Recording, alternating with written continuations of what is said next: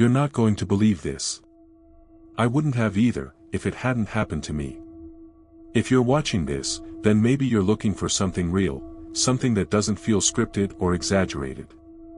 I'm not here to scare you for clicks. I just need to get this off my chest. So here's what happened. We went up into the mountains last fall. Just a weekend getaway, me and my girlfriend, Elena. We needed a break from the city, from work, from everything. Found a cabin online.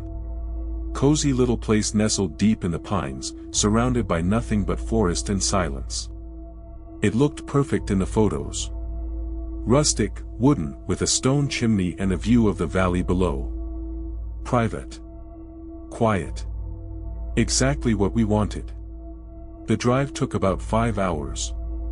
As we got closer, the signal started fading, and cell reception vanished completely once we turned onto the gravel road leading to the cabin.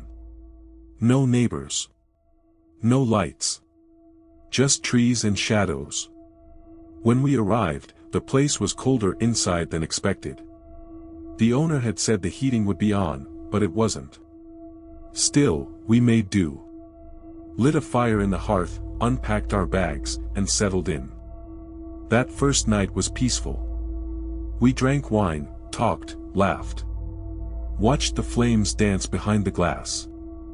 Felt like we were the only people left in the world. Then things started to change. It began with small things. The sound of footsteps upstairs when no one was there.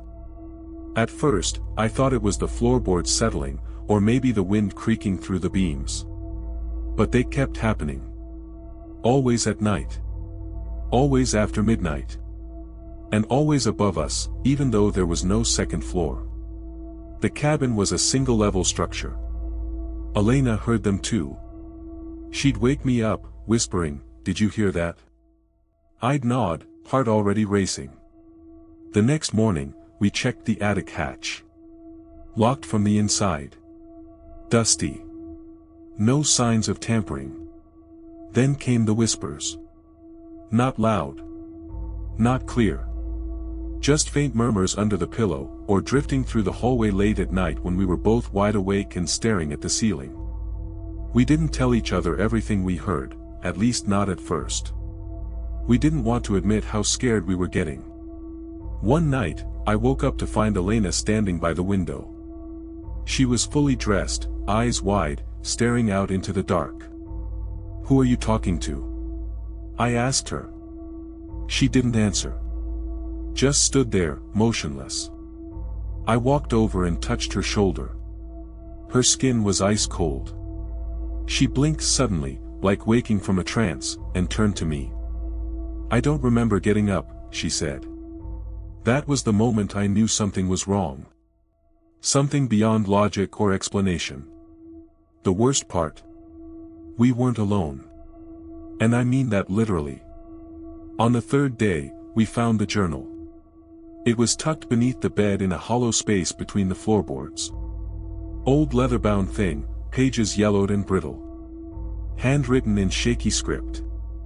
Dated entries stretching back over 20 years. The first few were normal, people describing their vacations, the beauty of the area. But then, they started mentioning the same things we were experiencing. The footsteps. The whispers. The feeling of being watched. One entry ended mid-sentence. "I think it knows we're here. We should have left right then. Should have packed up and driven straight back down the mountain. But something held us back. Maybe curiosity. Maybe denial. Or maybe, something else." That night, the power went out. No warning. Just gone. We lit candles, tried to laugh it off. But then the temperature dropped again, fast. Frost creeping across the windows. Our breath visible in the air. And the fireplace wouldn't stay lit. Then the door opened. From the inside. We both saw it. Slowly, inch by inch, until it swung fully open and revealed nothing but blackness outside. Trees. Wind. Silence. Except, the porch light was on. And from where we sat, we could see the snow-covered steps. No footprints. No movement. But someone, or something, was standing just beyond the threshold. Watching. Waiting. We didn't sleep that night. And in the morning, we found the symbol carved into the front door. Deep gouges in the wood. A spiral. Inside it, 3 jagged lines. Neither of us remembered seeing it before. I swear to God, that's when we decided to leave. But when we got to the car, it wouldn't start. And the path back down the mountain, it was gone. Just trees. Endless trees. All around us. Like the forest had shifted during the night.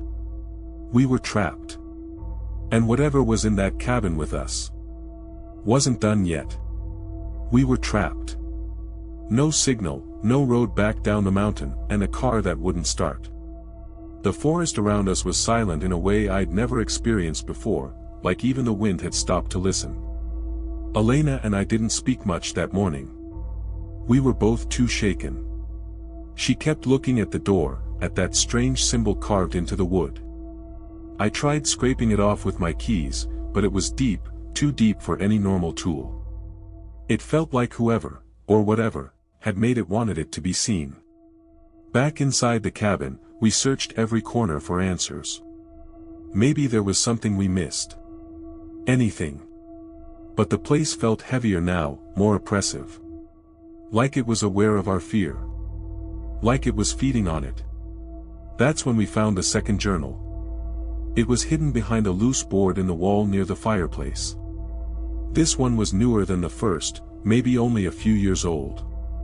Same handwriting. Desperate entries.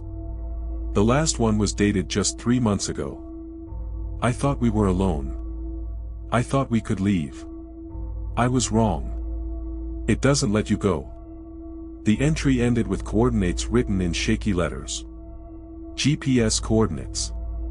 We looked them up on Elena's phone. The battery was nearly dead, but it held long enough for us to see that they pointed to somewhere deep in the woods behind the cabin. Against every instinct screaming at us to stay put, we went. The trees swallowed us whole as soon as we stepped past the tree line. There was no trail, just a dense tangle of pine and undergrowth. Every step felt like walking deeper into silence. No birds. No insects. Just the crunch of snow beneath our boots and our own breathing. After about 40 minutes, we reached a clearing. In the center stood a stone circle. Rough-hewn pillars, covered in moss and lichen. They formed a perfect ring, about 10 feet across. In the middle, half buried in the earth, was a wooden box. Elena hesitated, but I pulled it free. Inside was a bundle wrapped in what looked like burlap cloth.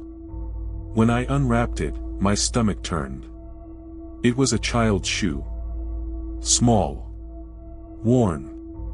Still stained with something dark along the seams. And beneath it, another journal. This one was different. Smaller. Written in a child's handwriting. They said not to come out after dark. They said if I heard the voice, I should ignore it. But I couldn't. It knew my name. The pages detailed things no kid should ever write, things about shadows that moved without light, about whispers that came from inside the walls, about waking up outside with no memory of how he got there. One entry chilled me to the bone. It's not in the house. It's under it. That's when we heard the sound again. Not footsteps this time. A voice. Soft. Familiar. Calling Elena's name. We spun around. The clearing was empty. But the voice kept coming, faint, distant, like it was echoing through water. We ran. Back to the cabin, lungs burning, hearts pounding. Slamming the door shut behind us. Locking it. Bolting the windows. Sitting in silence for what felt like hours, waiting for the voice to return. It never did. But something else did. That night, the temperature dropped again. Frost crawling across the walls. The candles we lit flickered without wind. And then, the sound of scratching started. From underneath the floor. At first, it was faint. Like nails against wood. Then louder. More insistent. We both froze. Elena grabbed my hand so hard her knuckles turned white. Then the scratching stopped. Silence. And then a knock. 3 slow, deliberate knocks. From beneath us. Like someone, or something, was trying to get in. I don't know how long we sat there. Minutes? Hours? Eventually, the knocking stopped. The temperature returned to normal. The frost melted. But the next morning, the front door was open again. And this time, there was a footprint on the inside. Small. Barefoot. And still damp. I don't know how long we stared at that footprint. It just sat there, small and wet, like a child had stepped inside in the middle of the night and vanished. Elena didn't speak. Neither did I. We just stood there, frozen, watching it like it might move or disappear, or worse, multiply. We cleaned it up anyway. With shaking hands and barely a word between us, we scrubbed the floorboard until our knuckles were raw. But no amount of cleaning could erase what it meant. Something had been inside with us. And it hadn't come from outside. That's when I remembered what the last journal had said. It's not in the house. It's under it. So we went back to the clearing. Not because we wanted to. Not because we were brave. But because we couldn't stay in that cabin one more second without knowing the truth. The forest was different this time. The trees felt closer together, like they were leaning in to listen. Even the wind seemed hesitant, brushing past us in short, uneven bursts. When we reached the stone circle, the wooden box was gone. Just, gone. No sign of disturbance. No broken branches. Just empty ground where it had been. Elena started crying. Quietly at first, then harder. I held her, trying to keep my own panic in check. That's when I saw it, something glinting beneath one of the stones. A metal ring. I pulled at it. It gave easily, revealing a hatch in the earth. A cellar. But not the kind you find under a farmhouse or a summer home.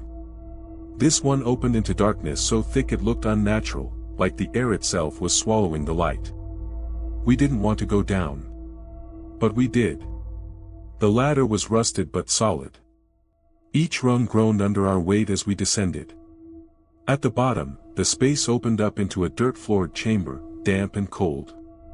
The smell hit us first, mold, mildew, and something sweet and rotting. We used Elena's phone flashlight, even though the battery was almost dead. The beam cut through the gloom, revealing shelves filled with old jars.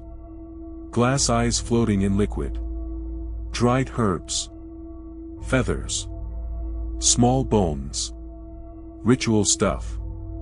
At the far end of the room, half buried in the dirt, was a wooden chest. Smaller than I expected. Sealed with a rusted lock.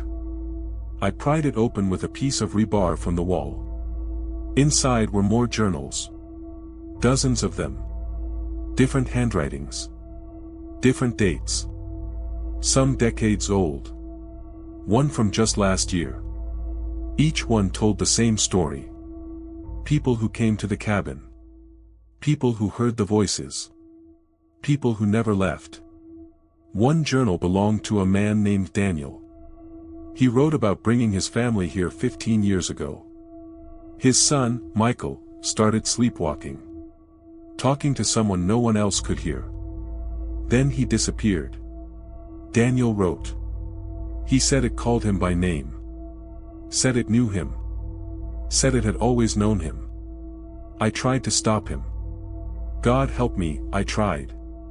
But he was already gone before he ever walked out that door.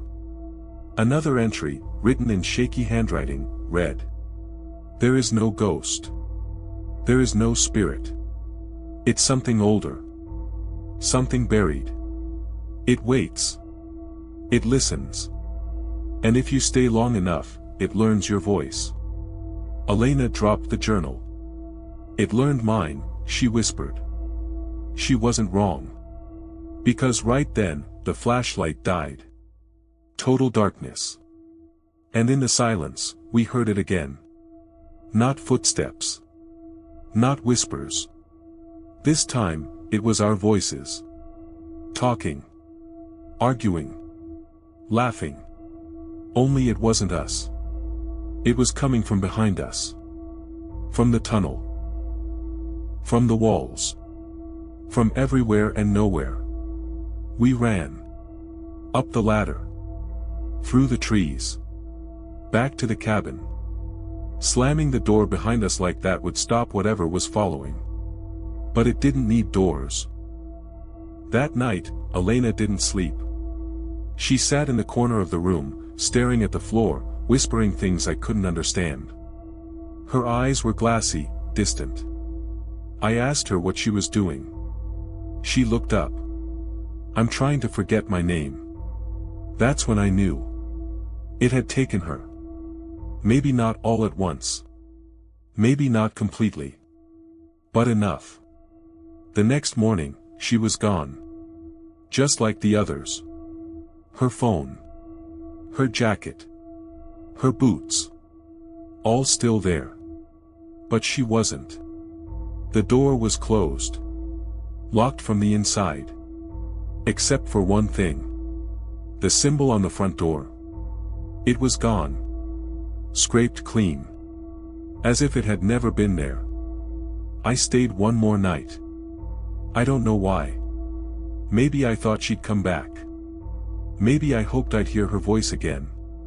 Maybe part of me knew I wouldn't leave either. But I did. Somehow. The car started the next morning. The road reappeared. Like nothing had happened.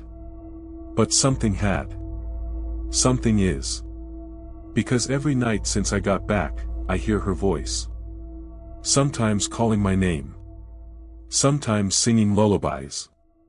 Sometimes just breathing. I've stopped sleeping. I've stopped answering calls. And I won't go back. But I know one thing for sure. Whatever is under that cabin. It's still learning. Still waiting. Still hungry. And if you ever find yourself alone in the mountains, don't answer when it calls your name.